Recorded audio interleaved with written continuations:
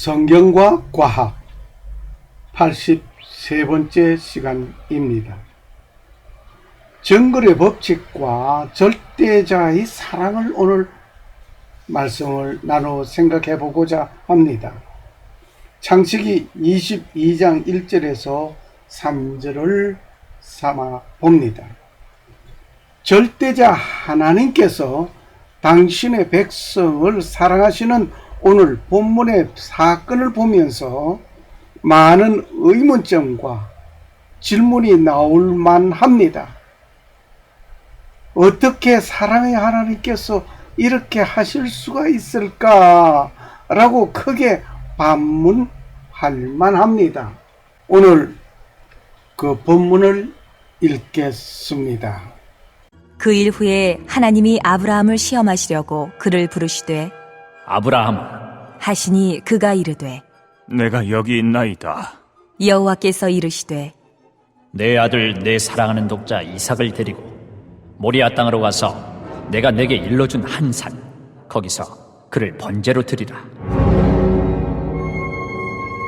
아브라함이 아침에 일찍이 일어나 나귀의 안장을 지우고 두 종과 그의 아들 이삭을 데리고 번제에 쓸 나무를 쪼개어 가지고 떠나 하나님이 자기에게 일러주신 곳으로 가더니 제3일에 아브라함이 눈을 들어 그곳을 멀리 바라본지라. 이에 아브라함이 종들에게 이르되 너희는 나귀와 함께 여기서 기다리라.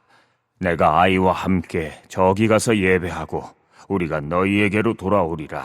하고 아브라함이 이에 번제나무를 가져다가 그의 아들 이삭에게 지우고 자기는 불과 칼을 손에 들고 두 사람이 동행하더니 이삭이 그 아버지 아브라함에게 말하여 이르되 내 아버지요. 하니 그가 이르되 내 아들아, 내가 여기 있노라. 이삭이 이르되 불과 나무는 있거니와 번제할 어린 양은 어디 있나이까? 아브라함이 이르되 내 아들아, 번제할 어린 양은 하나님이 자기를 위하여 친히 준비하시리라. 하나님께서 갈대아 우르에 안정된 삶을 살던 아브라함을 불러 일가 친척 고향을 떠나게 하셨습니다. 그리고 가나안 땅에 오게 하시고 이 땅을 너와 네 자손에게 주겠다라고 말씀하셨습니다. 이때 아브라함에게는 자식이 없는 상태였습니다. 어떻게 보면 자식도 없는 자에게 너와 네 자손에게 주겠다는 말은 황당무계한 말같이 들립니다. 세월은 지나면서 하나님께서는 아브라함을 아브라함이라고 이름도 바꿔주시고 100세에 이삭을 허락해 주셨습니다. 100세에 낳은 아들을 귀하게 여기고 사랑을 그 아들에게 다하는 순간입니다. 하나님께서는 지정하는 장소에 가서 사랑하는 아들을 번제로 드리라는 명령을 하십니다. 지금 하나님께서 여러분에게 이렇게 명령하신다면 어떻게 받아들이겠습니까? 상식으로 이해가 되지 않는 명령이었습니다. 하늘의 별과 같고 바다의 모래같이 네 자손이 많을 것을 말씀하시던 하나님께서 겨우 내 나이 100세에 아들 하나를 주신 뒤에 그 아들을 번제로 드리라는 이 소식, 이 말씀, 번제로 드리게 되는 장소를 향하여 하나님께서는 지정해 주셨고 그 지정하신 그곳을 가야만 합니다. 내가 독자 이삭을 보면서 사랑하는 것에 대하여 하나님께서 질투하는 것인가 라고도 생각하실 것입니다. 이삭을 데리고 가서 지정한 그 장소에 제사를 드리라는 것이 아니라 이삭을 죽이고 불태우면서 드리는 번제를 말씀드리는 것입니다.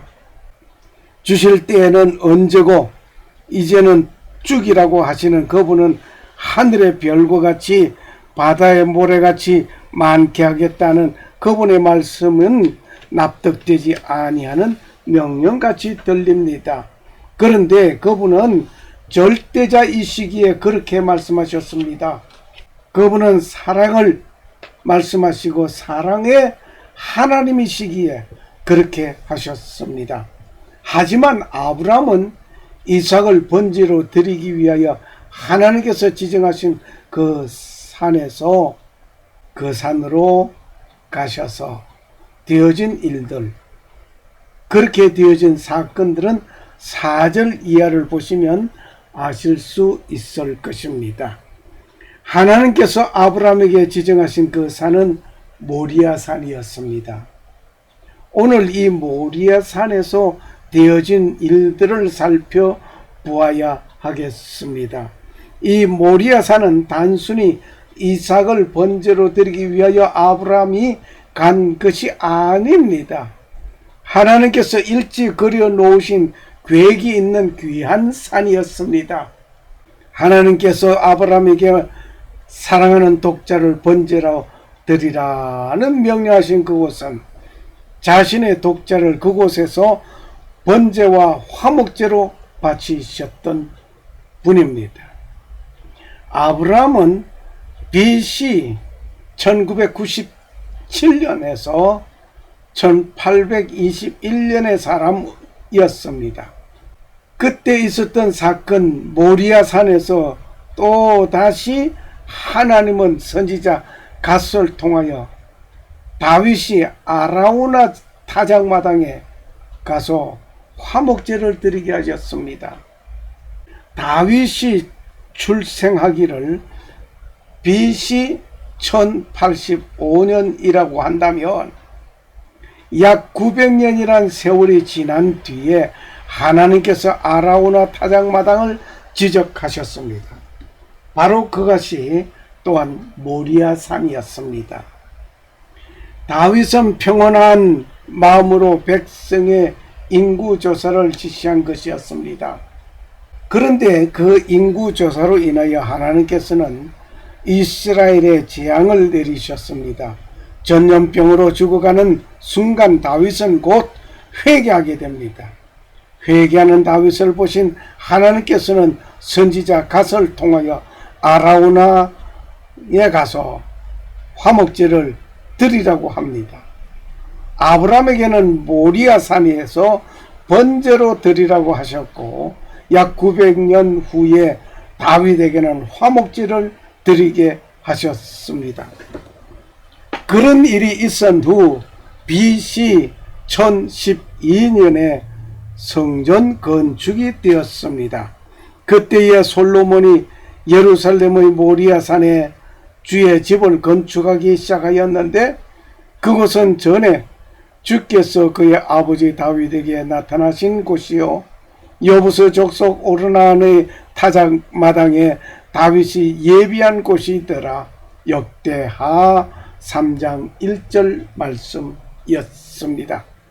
그리고 그 모리아산에서 예수님께서 십자가 지시고 온 인류의 죄를 속하시기 위하여 번제물이 되심과 동시에 하나님과 인간을 화목하게 하시려고 화목제물이 되셨던 것입니다. 하나님께서는 절대자인 권력과 사랑과 희생의 대명사이신 그분을 범죄한 인류를 구원하시려고 그 긴 세월 속에 한 번도 아니고 여러 번 보여주시고 지시하심을 봅니다. 그렇게 진행하셨습니다. 인간의 상식으로는 이해가 아니 되는 일을 하나님은 하셨습니다. 그리고 하나님은 예루살렘을 택하여 그 자신의 이름을 거기에 두셨습니다. 오직 예루살렘을 택하여 내 이름을 거기에 두려 하였고 또 다윗을 택하여 내 백성 이스라엘을 다스리게 하려 하였노라. 역대하 6장 6절의 말씀이었습니다. 오늘 보는 이 그림이 좀 심상치 않게 보여질 것입니다. 왜 붉은 선으로 이렇게 그려놨나? 하나님께서 일찍 자기 이름을 그려 놓을 곳을 만드시고 그곳에 다윗이 예루살렘을 점령하게 하시고 다윗성을 이루게 하셨습니다. 여기에 골짜기 3개가 있습니다. 기드론 골짜기가 있습니다. 그리고 기드론 골짜기 아랫부분에서 흰놈의 골짜기가 있습니다. 또 하나는 중앙 골짜기가 있습니다. 이 중앙 골짜기와 기드론 골짜기 사이에 예루살렘이 있습니다. 그 예루살렘 위쪽에 모리아산이 있습니다. 이 모리아산은 아라우나 타작마당입니다. 이 타작마당을 바람이 잘 통하여 쭉정이를 날려보내는 일에 최적격인 곳입니다. 심판의 장소를 뜻하기도 합니다. 히브리어 알파벳의 C의 모양을 하고 있습니다. 그 절대자 앞에서 선 인간은 다른 동물과는 다른 것입니다. 그리고 여기에 골짜기, 중앙 골짜기, 기드론 골짜기, 흰놈의 골짜기, 이 골짜기의 시인의 모습을 하고 있으면 일찍 하나님께서는 이 지형을 내가 예루살렘을 택하여 내 이름을 거기에 두려고 하였다는 말씀, 시인 하나님을 나타내고 있는 글자, 히브리 글자였습니다. 절대자 앞에서 인간은 다른 동물과는 다른 것이라는 말씀을 좀 드리겠습니다. 즉, 언어를 구사할 수 있는 동물과 언어를 구사할 수 없는 동물로 나누게 되는 것입니다. 언어를 구사할 수 있는 동물을 동물이라고 하지 않습니다. 그는 인간 또는 사람이라고 말을 합니다. 왜? 언어를 구사할 수 있는 동물과 없는 동물을 구별하는데 있는 동물은 동물이라고 하지 않는다 말입니다. 이렇게 동물과 사람을 구분하게 된 것입니다. 언어를 구사할 수 있는 것은 사람 이외에는 어떤 동물에게도 허락되어 있지 않습니다. 오직 인간에게만 언어를 구사할 수 있는 뇌를 허락하신 절대자 하나님, 창조주, 그분의 선물을 인간에게 주신 것입니다. 여기에 보는 운동성 언어 영역이라 하면서 보여드리는데 다른 동물에는 이것이 없습니다. 이 뇌의 한 부분이 없습니다. 즉 뇌의 어느 부위는 사람에게만 존재하는 것입니다. 그런데 인간은 원숭이가 진화하여 사람이 되었다고 말을 하는 자가 있습니다. 그렇게 가르치고 있습니다. 유치원에서부터 진화론의 교육을 받고 있던 자가 하나님은 죽었다는 말까지 거리낌없이 말을 합니다.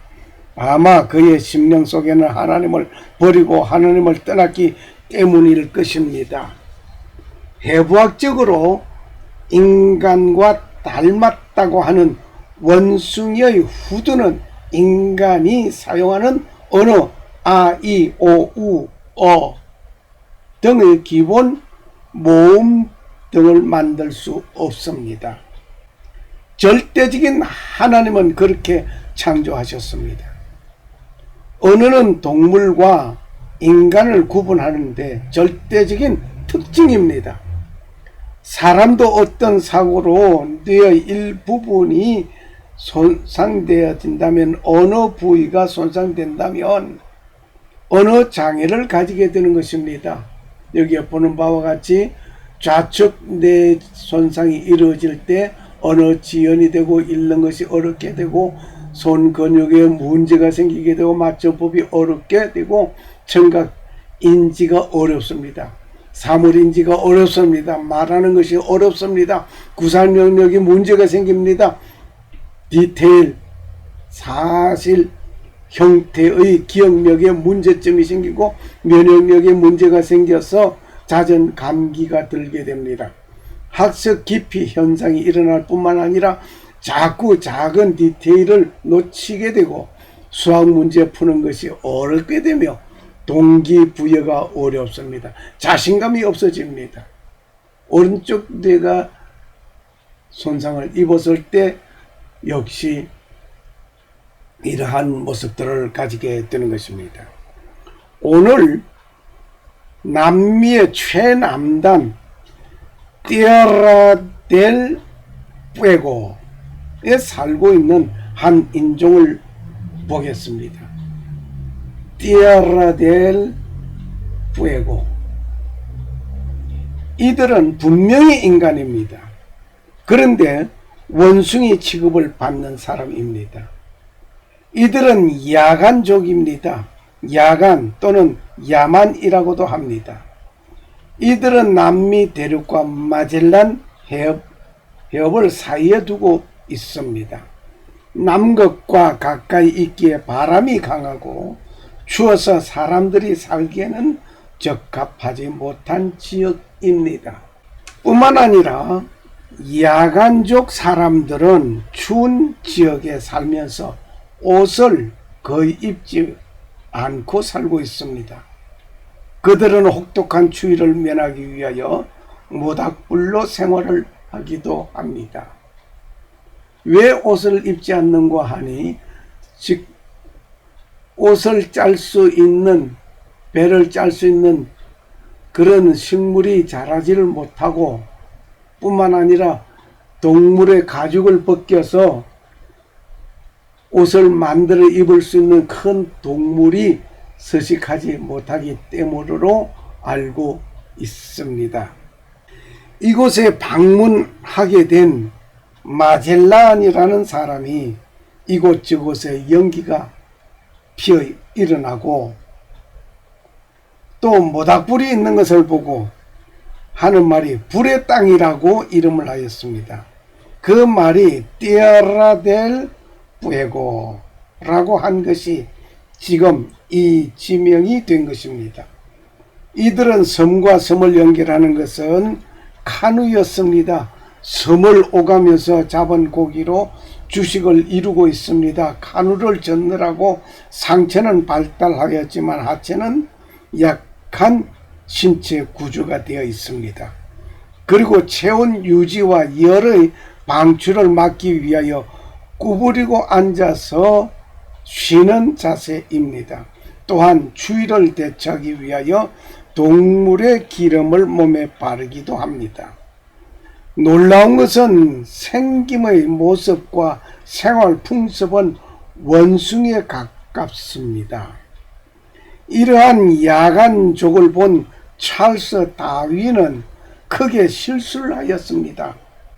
이들은 원숭이로 보았단 말입니다. 원숭이로 취급하였습니다.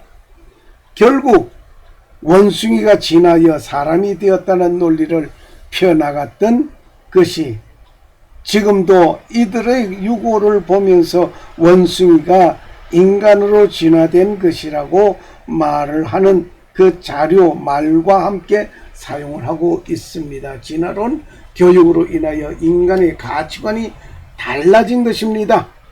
우리는 내 삶의 방식에서 벗어나고 다르다는 것으로 문화생활을 수준에서 상대편이 열악하다는 것으로 평가질하고 멸시하고 핀잔을 주면서 대하지 않았습니까? 반성해야 할 것입니다. 그런데 영국의 성공의 토마스 브리치와 조이 루이스 선교사가 그 가족이 찰스 다윈이 큰 실수를 한 것을 밝혀냈습니다. 이 성공의 신부가 1871년 그 가족이 티에라 델 푸에고에 와서 수십 년을 걸쳐 야간족의 언어를 연구하고 야간어 문법과 3만 단어로 되는 문법과 사전을 완성하였습니다. 야간족은 분명히 사람이었습니다. 하지만 이들은 원숭이에 가까운 모습과 생활 풍습이었습니다. 생김은 사람인데 원숭이가 되는 소리와 비슷하였습니다. 그러나 찰스 다윈이 원숭이로 본 것이 이것이었습니다. 크게 잘못 본 것입니다. 원숭이는 인내심이 없습니다. 이와 같이 상대방을 고려하지 않습니다. 상처 주는 말과 고성을 지르는 사람이 때로는 침팬지처럼 자기 가슴을 치면서 답답해하는 삶을 살아가는 자가 나의 삶이 아니었나 하면서 자신을 되돌아보아야 하겠습니다. 죄송합니다. 미안합니다. 송구스럽습니다. 등의 말을 못하는 이유는 무엇일까요? 우리는 그 말을 하면서 되뇌이면서 자신을 다시 살펴봐야 하겠습니다. 내가 용서를 구하고 사과하면 멸시함을 받게 될 것 같아서 두려워하는 것입니까? 아니면 내가 무시함을 당하고 저 사람에게 지배함을 받을 것 같아서 입니까? 아니면 어떤 면에서 나에게 손해를 입게 되고 보게 되는 생각 때문입니까? 용서라는 감정을 슬그머니 숨기고 있습니까? 오늘 이 말씀이 생각납니다. 서로 친절히 대하여 상냥한 마음을 품고 서로 용서하기를 하나님께서 그리스도로 인하여 너희를 용서하신 것 같이 하라고 하였습니다. 에베소 4장 32절 말씀입니다. 하나님께서 사람을 창조하실 때 동물과 구별되게 만드신 것이 용서이기도 합니다. 용서입니다. 동물 세계에서는 용서가 없습니다. 이것은 동물들이 사는 정글의 법칙입니다. 약함을 보이면 죽임을 당하는 것이 동물들의 세계입니다. 약육 강식의 법칙, 이 동물 세계에 있습니다. The law of the jungle. 약육 강식은 약한 것은 고기가 되고 강한 자가 먹는다는 뜻에서 이 말이 나온 것입니다. 이것은 정글의 법칙입니다. 악당들이 하는 말이 있습니다. 약한 것은 죄악이다. 강자는 정이다. 강한 자가 절대적인 옳은 것이다. 라는 말을 하고 있습니다. 약한 것은 죄악이라고 했으니 강자가 되어야 된다. 이 말이죠. 참 놀라운 논리입니다. 돈이 있는 자는 강하고 돈이 없는 자는 약하다. 고로 강자는 약자를 보하지 아니하고 강탈하고 착취하는 권력에도 같은 논리이다. 이 모든 것들이 정글 법칙입니다. 사람으로서 살면서 정글의 법칙을 가진 자들이 이 사회에 횡행한다면 약자는 설 곳이 어디입니까? 설 곳이 없습니다. 강자의 먹이가 되는 것이라면 분명히 정글의 법칙입니다. 오늘 많은 사람들이 정글의 법칙대로 살아가는 사람들이 많이 있습니다. 권력가가 그렇습니다. 돈 많은 자가 그렇습니다. 이 정글의 법칙은 동물들의 세계에서만 존재하는 것입니다. 사람으로서는 사람 취급을 못 받는 야간족 사람 같이 취급받는 약자들의 삶, 오늘도 눈물을 흘리고 있습니다. 이들은 용서라는 그 삶의 그늘이 없습니다. 동물의 법칙 속에 사는 사람들은 용서가 없습니다. 인간에게만 있는 용서입니다. 창조주는 인간에게만 허락하셨습니다. 하나님께서 그리스도로 인하여 용서하신 것 같이 우리도 그의 하나님의 용서와 사랑 안에서 용서하면서 살아야 할 것입니다. 사람으로서 정글의 법칙같이 사는 사람은 사람이지만 원숭이 취급받는 야간족 사람같이 취급될 것입니다. 그는 이긴 것 같고 승리한 것 같고 잘난 것 같았지만 결국 최후에는 그들의 삶은 비참해질 것입니다. 예수님께서 말씀하십니다. 내가 새 명령을 너에게 주노니 너희는 서로 사랑하라. 내가 너희를 사랑한 것 같이 너희도 서로 사랑하라. 요한복음 13장 34절 말씀입니다. 내 명령은 곧 내가 너희를 사랑한 것 같이 너희도 서로 사랑하라 는 이것이니라.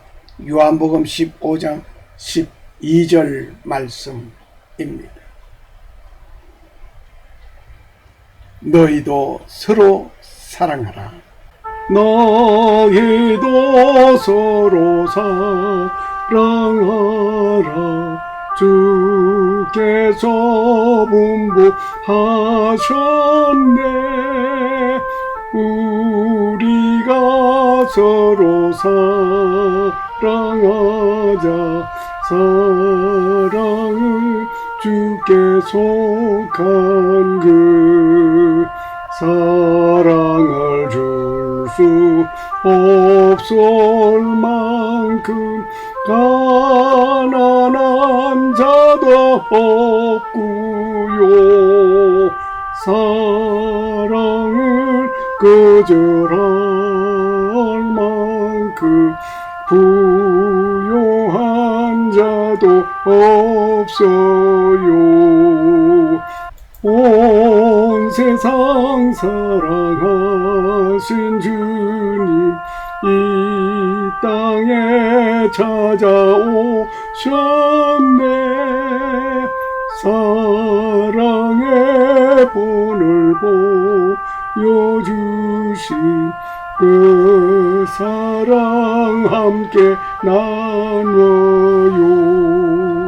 사랑을 줄 수 없을 만큼 가난한 자도 없구요. 사랑을 거절할 만큼 부요한 자도 없어요.